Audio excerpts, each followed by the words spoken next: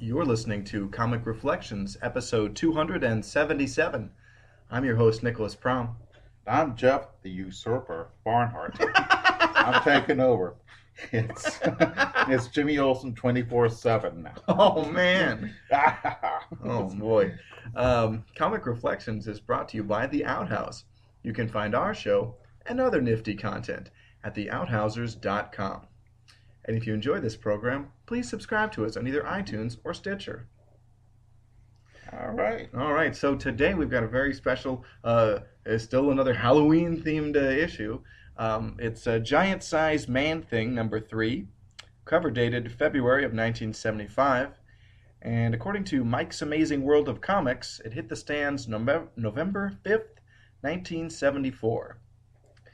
The lead story in this issue is called The Blood of Kings, written by Steve Gerber, penciled and inked by Alfredo Alcala. I'm friends with his son on Facebook. Really? Yeah. Cool. Okay. All right. 3 villains are meeting, and they're, I don't know, medieval times or barbaric. Yeah. Conan type. Yeah, but I think they're from like another planet or something. Right. Because, as you recall, the Man-Thing is the guardian of the nexus of all realities. Mhm. So they come from over there. Yeah. Okay. So there's Mortak, the usurper, Yeah. Clonus, the wizard, and Ty, the slayer. Yeah. Fun bunch of guys. Yeah. They took off. They just killed almost the last of the royal family of of the kingdom. Okay. You pronounce it. It's So, fine. and Mortak's worried. Well, this prince we're going to kill, he seems to have magic. Now I'm all worried about it. And the wizard's doesn't. Don't worry. That'll worry you. I am a wizard after all. Yeah. Right. And then here comes the Man-Thing, and so they have something to worry about.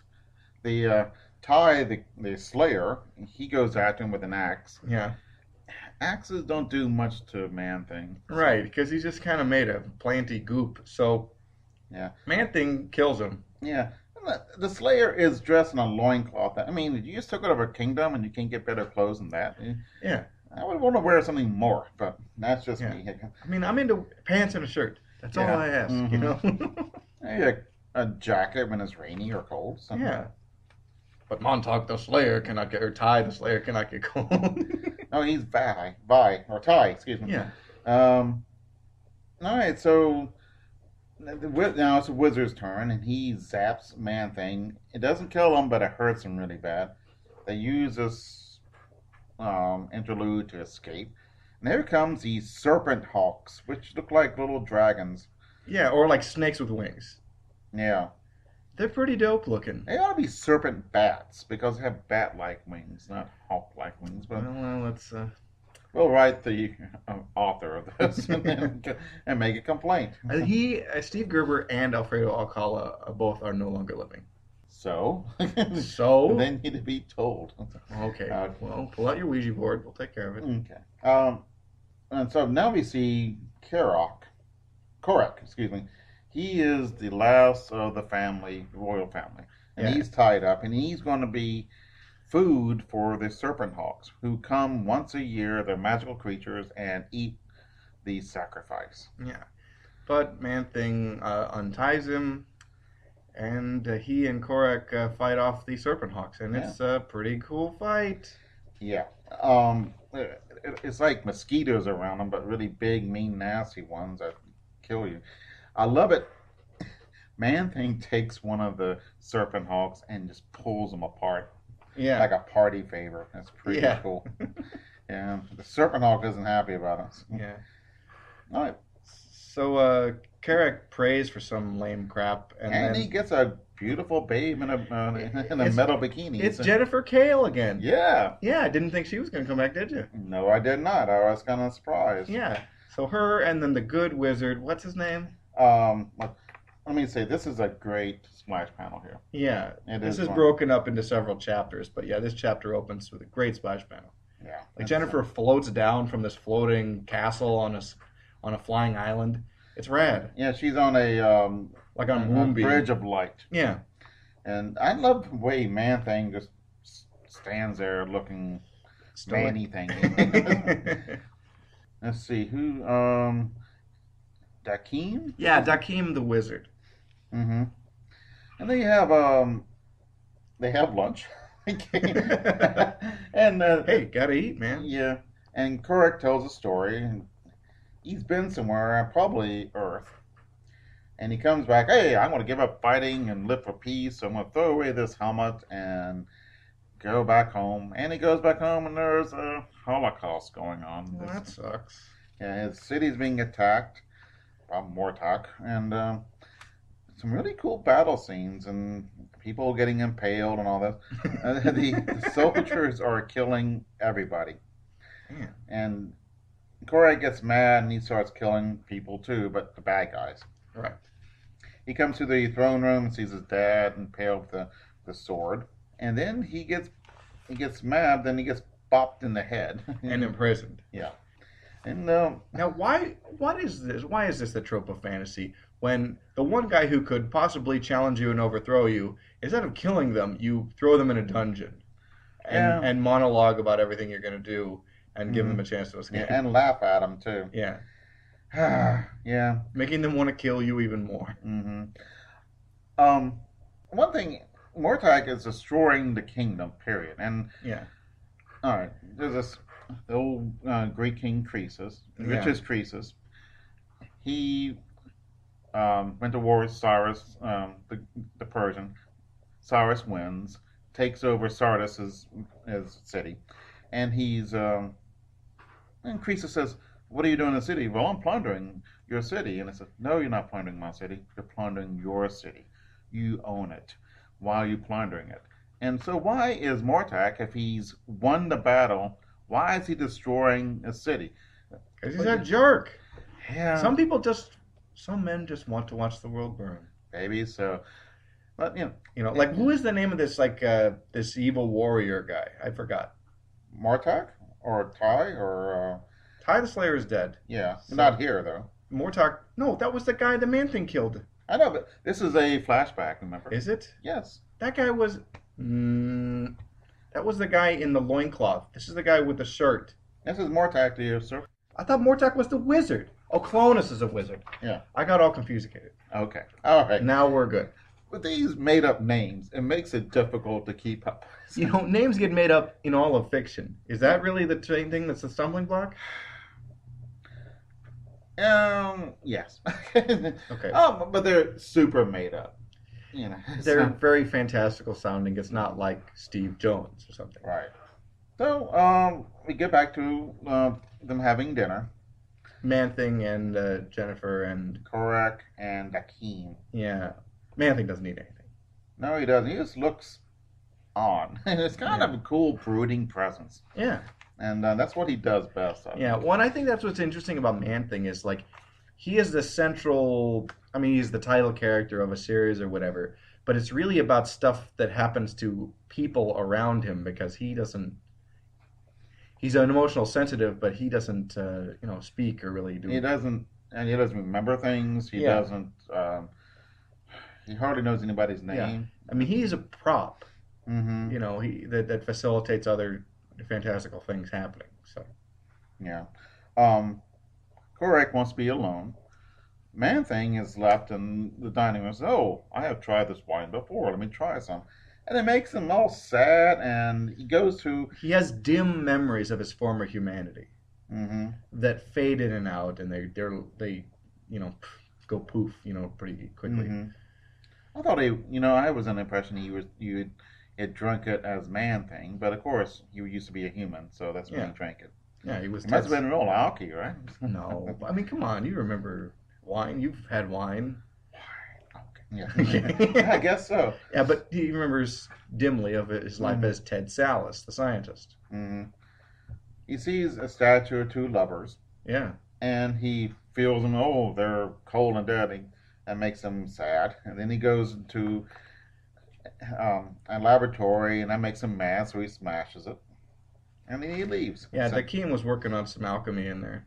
mhm. Supposedly, Dakeem knows, looked into the future, and he couldn't really figure out what was going to happen. So Oh, he yeah. said.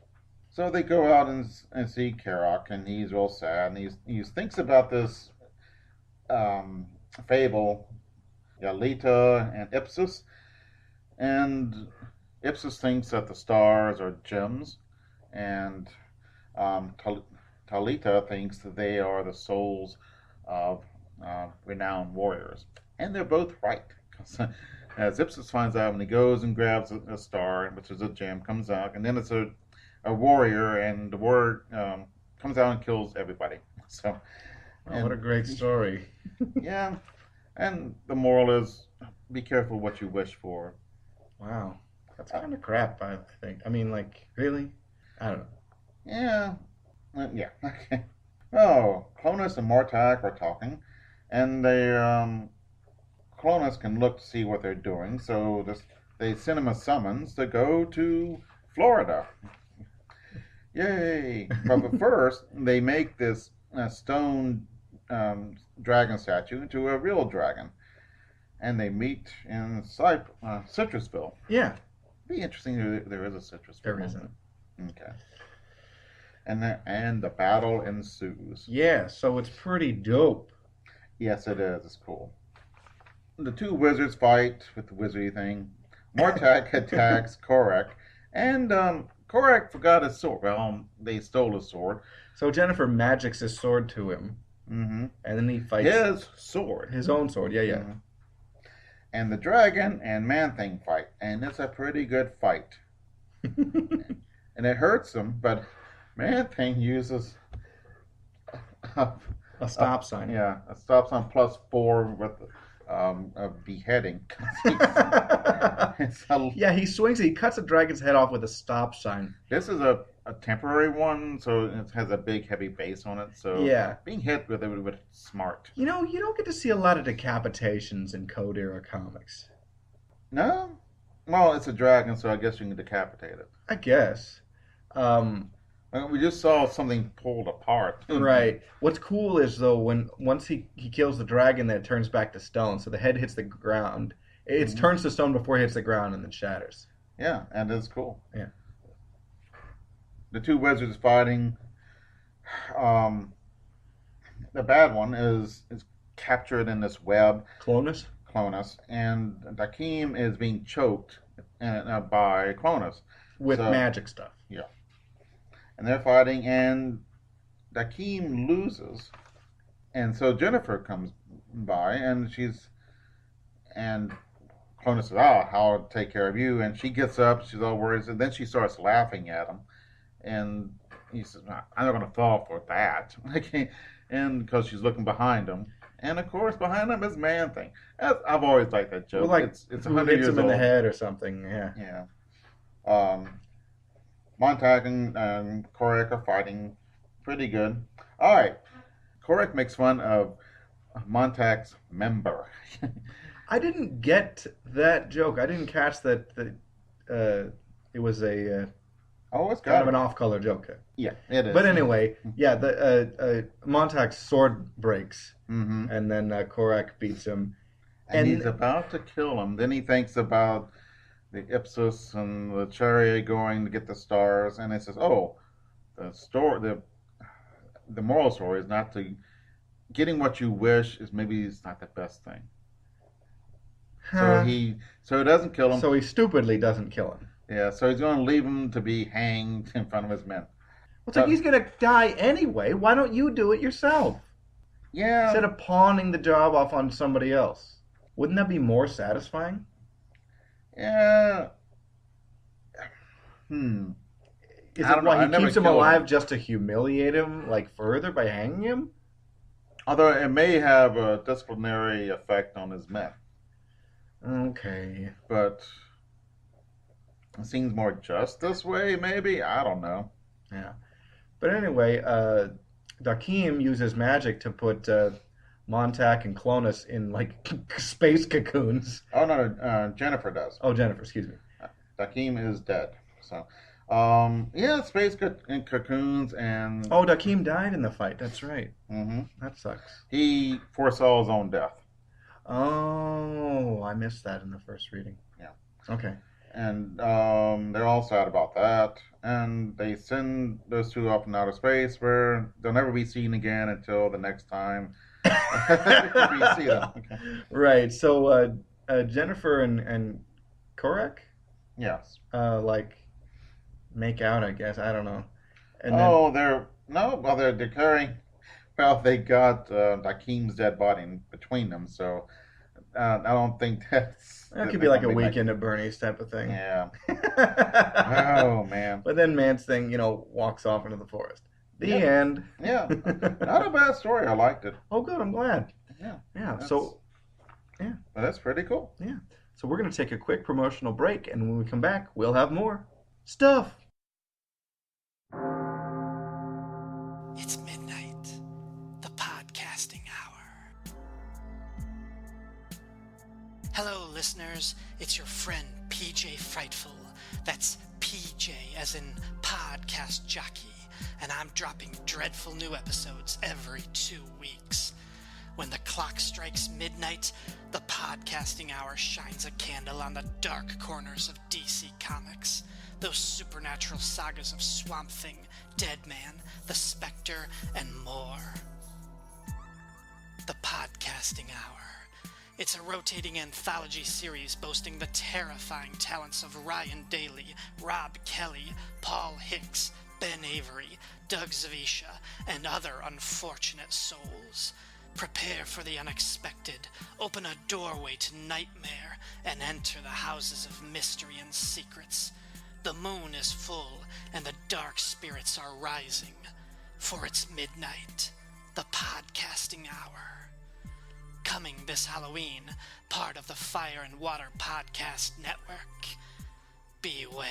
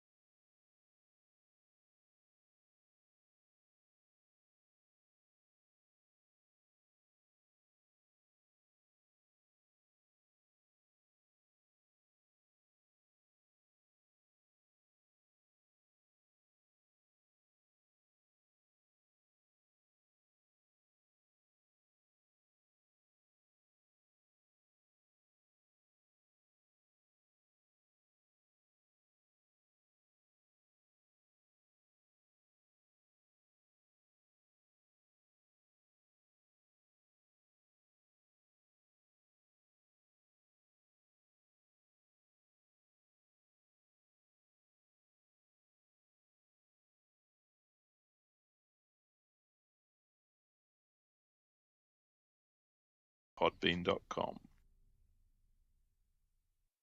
And we're back. So this issue has about 4 backup stories, and the first one is called Krog, and it's a Dr. Druid story. Mm-hmm. Now, Dr. Druid started life as Dr. Droom, Mm-hmm. and then they decided because there was a Dr. Doom, they didn't want to have a Droom and a Doom, so they changed the name to Dr. Druid, which is a better name. I think so. Droom sounds like, I don't know, a plumbing fixture or Yeah, something. it's lame. But anyway, so they went when in reprints the Dr. Droom stories got reprinted. They changed and everything to Dr. Druid. But in this story, there's at least one slip up where they call him Droom. You Mhm. caught it? Yep, Okay. I saw it. But let's talk about this. This was originally appeared in Amazing Adventures number 6 in November of 1961. It was plotted by Stan Lee and scripted by Larry Lieber, with art by Paul Reinman. Okay. New house is for sale, and it disappears. What could be going on? So everyone's concerned about it, and the house has disappeared, no trace whatsoever.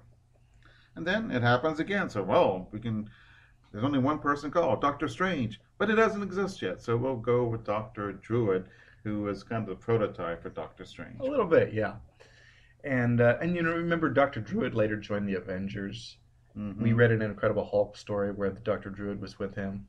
Mm-hmm. So Yeah, he is not a good-looking guy. no, And it's- no, he's and not. it's odd to see somebody who's not good-looking, or even But a he's hel- bald. He's very professorial looking, Mhm. So like he looks like he could be an authority on something. yeah. But he doesn't Or- look heroic. Yeah, he looked. If you said he was a villain, I would believe you. Yeah.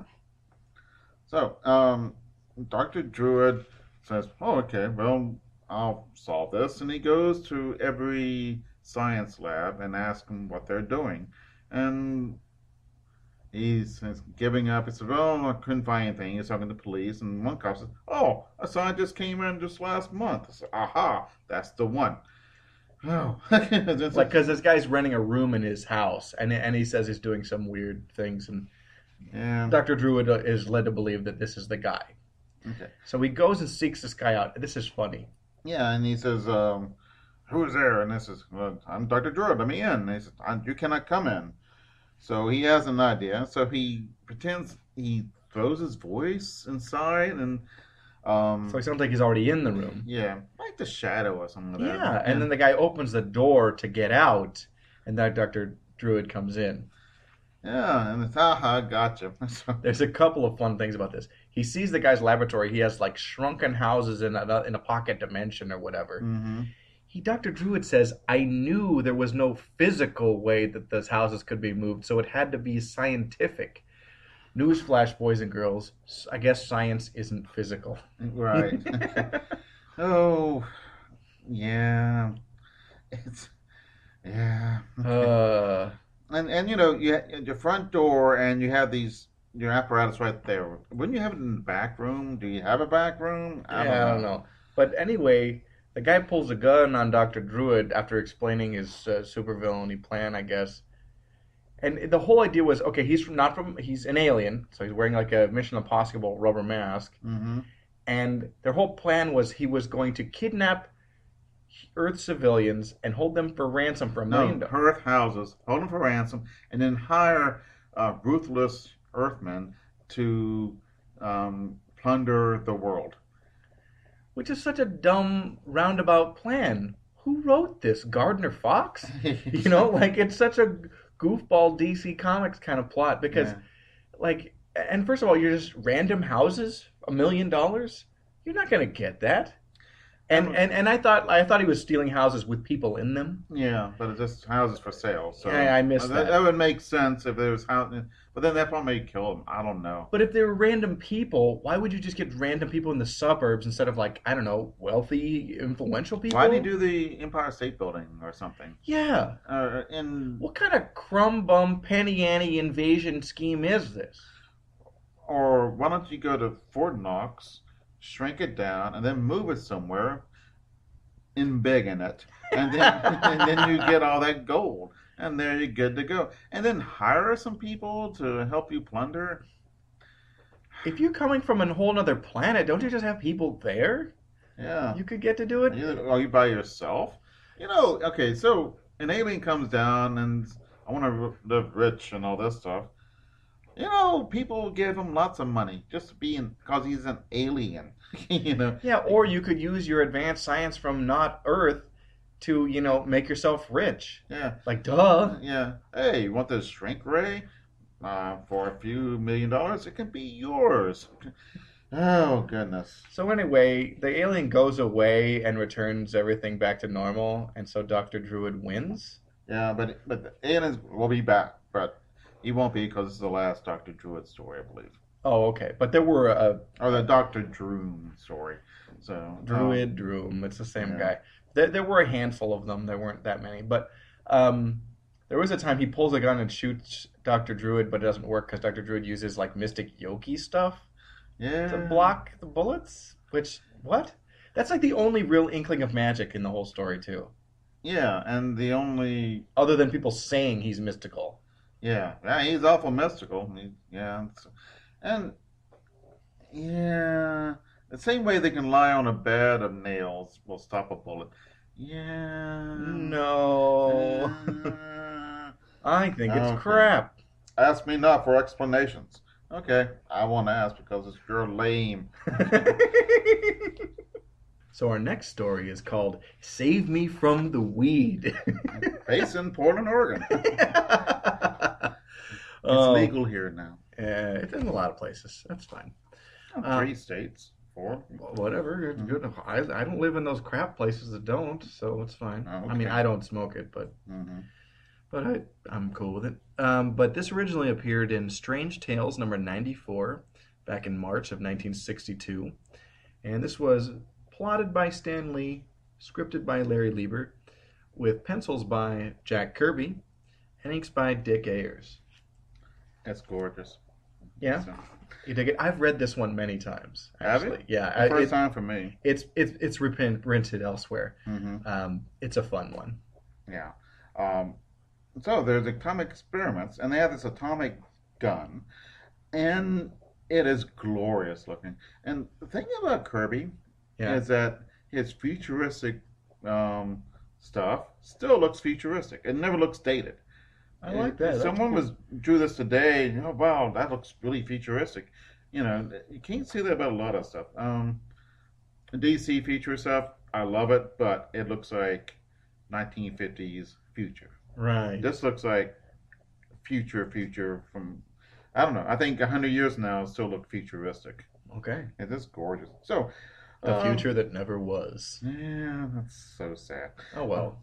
Mm-hmm. So anyway, they're experimenting with this atomic gun to melt a lead plate. Yay! No, it's a steel block. Oh, steel block, sorry.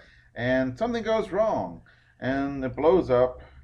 And The atomic gun. Yeah, and they're wearing cool suits. Radiation suits. Man, they look awesome.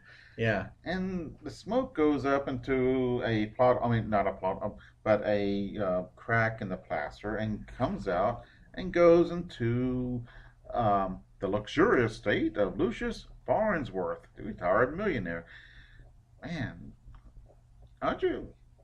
Was he a millionaire? Then he retired from being a millionaire? How's that work? He's no longer working. He has a bunch of money. Right.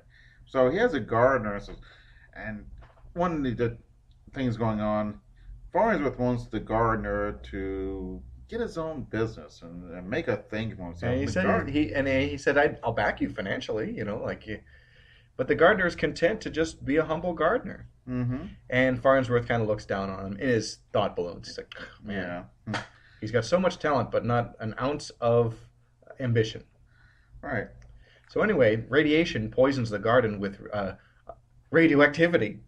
And a weed comes up, and he starts talking. I can think. Slow I can down. I It, can it turns power." a weed into like a sentient being, Right. and it says like I first of all it learns how to speak English, Yeah. and then it says I can think, I have power, I can control all the living things. Although I don't know how it knows that it can do Yeah. that. He must have read the script. Yeah. And it's pretty cool looking, though. It is cool looking. The leaves look like hands. Yeah. And he's got flowers for eyes, and they're pretty awesome. Yeah, it is cool looking. Right. Farnsworth meets a plant, and the plant explains, "I ain't gonna control you." The weed. We tell, and then I'm gonna take over the world. So, and But he says, first I must rest, so you go to sleep too, so you don't, get me or whatever. yeah, And so then, Farnsworth sleeps for a while, and then he's jarred awake, Mhm. and he says, what happened? The weed is gone. And the gardener came up and clipped it while they were both at rest.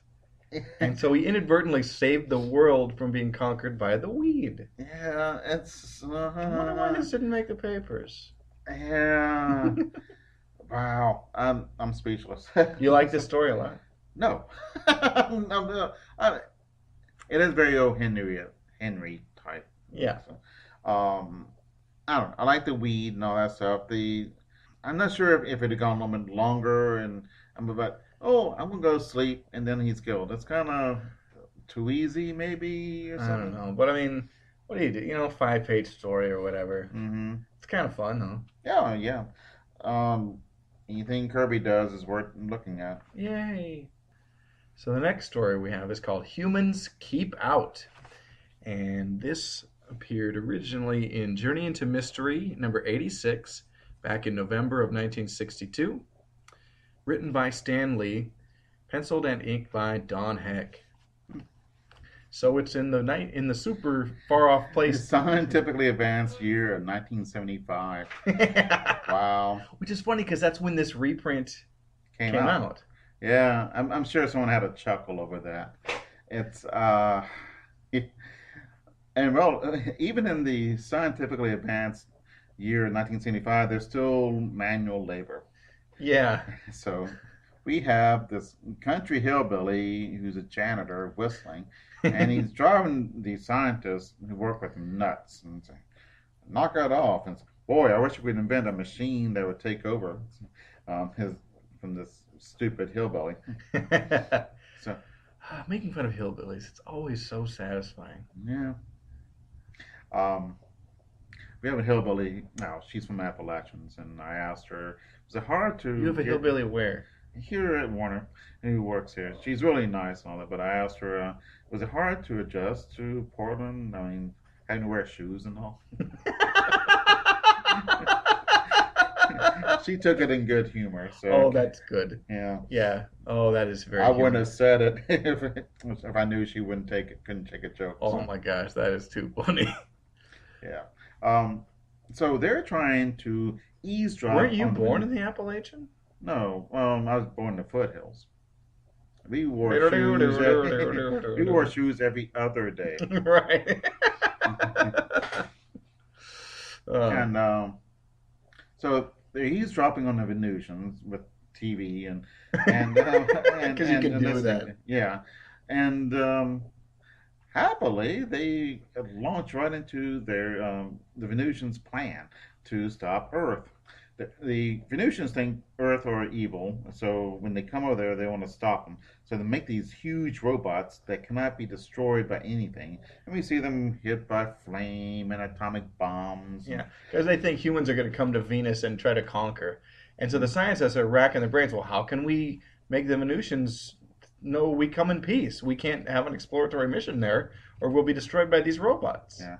The robots are pretty cool looking. They are pretty Although dope. they look The- like that tiki mask thing, though. Yeah, the head. Venusians are rad looking too. Oh yeah, I do like them.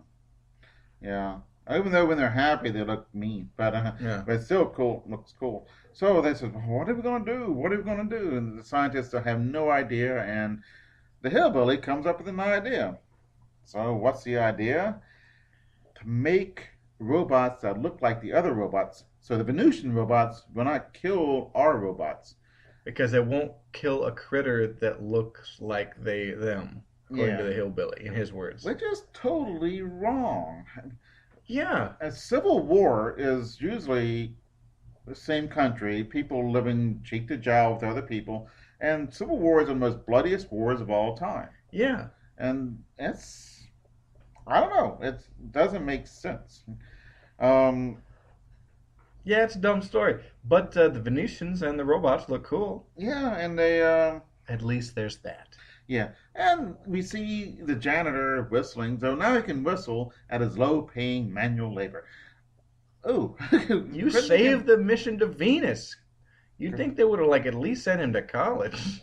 Yeah, or give him a new uniform or a new broom or something. Yeah.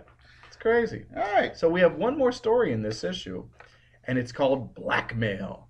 This originally appeared in Mystery Tales number 11, way back in May of 1955. Writer unknown, but the artist on this story was Manny Stallman. Yeah, it's very horror comic looking. Yeah, I mean, yeah, it's definitely from a horror comic. Yeah. Although 1955, I think that would have been.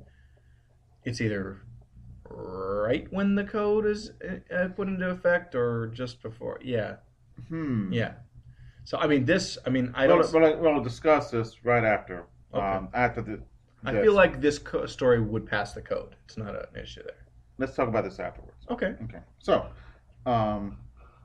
Henry is a banker, and this hobo, Sanders, comes in and starts to blackmail him because he knew Henry was in jail one time, or prison rather, and Sanders tells a story in front of Henry's wife about him. They're in prison and they're going to jailbreak, but Henry doesn't want to do it. He doesn't go along with it, and Sanders says, "Oh, I'll kill you." Yeah, which is kind of And Henry says, "If Sanders shows up, I'll kill you." So yeah, yeah. So, oh well. So bankers have to have a sterling reputation, so they cannot do. he can't They be an gotta be ex-con. Yeah, So it's interesting how scandalous that was then. I mean, it's still not awesome, but like I don't know. I wouldn't want my banker to be an ex-con, or it's right. But I think like it generally speaking, like you could do some time early, when you're young, get out and change your life, and then people just kind of like let it go later. Maybe not for your bank, but other people.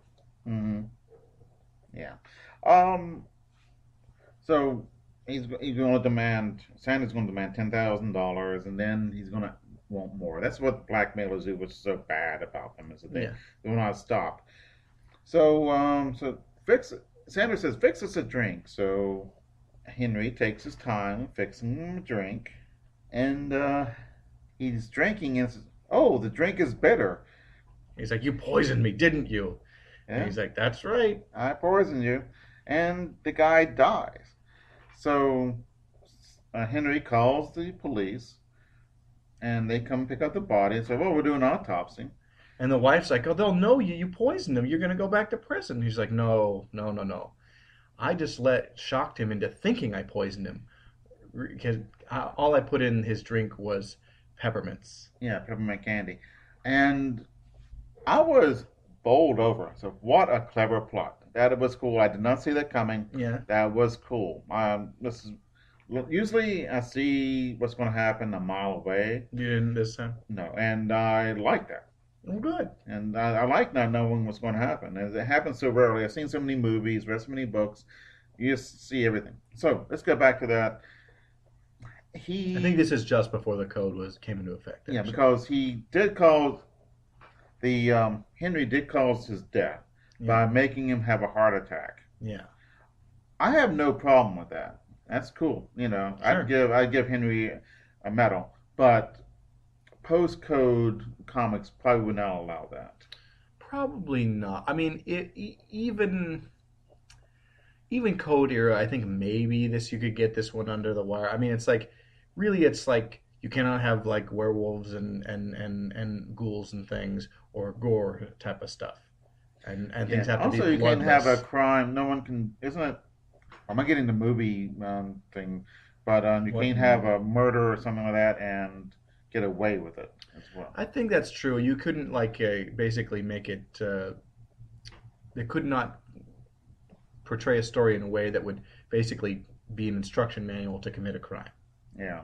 Things like that. I've read the original code language. I'm butchering it now, Right. but yeah. But so pre-code then, right?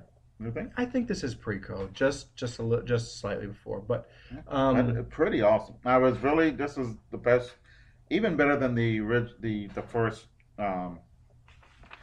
What's it? the main Blood story. of Kings. Yeah, main- I thought that bowled me over. I was really impressed with that. Yeah. So So overall, this issue with the man thing and then these reprints, what do you think? I like the man thing going on. It's an interesting plot. I'd like to read before, and I guess there's no after. I think it's done with. That storyline, yeah. Yeah, the storyline and well drawn and um, Sammy from the Weed was beautifully drawn. Kind of, I didn't see that coming either, but I was kind of like, oh come on, on the ending. Humans keep out was okay, stupid, but okay. Blackmail, well drawn, and a really cool twist ending. Yeah. One thing about that Dr. Druid story, hmm the it's an alien or something because in the title it's like Krog, like, Oh, I totally forgot about that. So when I was reading it, and there's a lot of these that like I thought it was like if Joe Krog from Alabama. I don't Okay. know. but I noticed Yeah. that because I've read a lot of these like Mhm. horror science fiction Mhm. stories that Marvel was doing at that time, and a lot of them like they kind of give away the twist in the title. Yeah. Or they do it in the cover, in which you gotta You gotta sell the book. Yeah. So yeah, you're not gonna sell anything with Superman drinking a cup of tea. You know, he's gotta fight somebody or something. Right, so. or something weird's got to happen to him. Mhm. Actually, I kind of like it when comic book covers are wrong, and it's nothing like that happens in the book or something like that. I like those cheap DC covers because it gives you an idea of what's going to happen, and then they can Mess around with it. and then you can be surprised. Okay. So Have a happy Halloween. yeah, I think this episode will drop by Halloween. Yeah. So, but yeah, Actually, maybe the next one will. this will. This will. Yeah. Oh. So anyway, Comic Reflections is recorded in Portland, Oregon, and produced by Sean Roof. Until next time. I'll see you in the funny pages.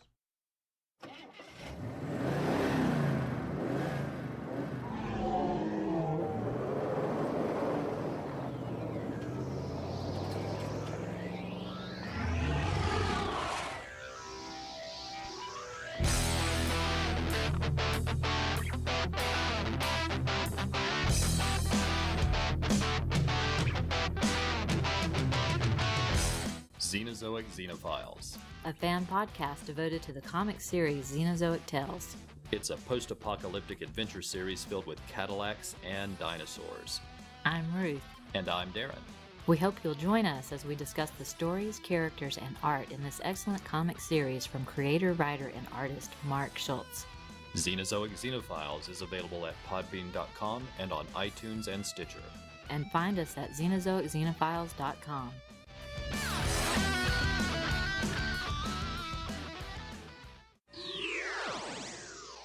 Kalabak, Tassad, it is I, Darkseid. I command you to listen to the Who's Who podcast. Uncover the powers and weaknesses of the Super Friends so that I may destroy them.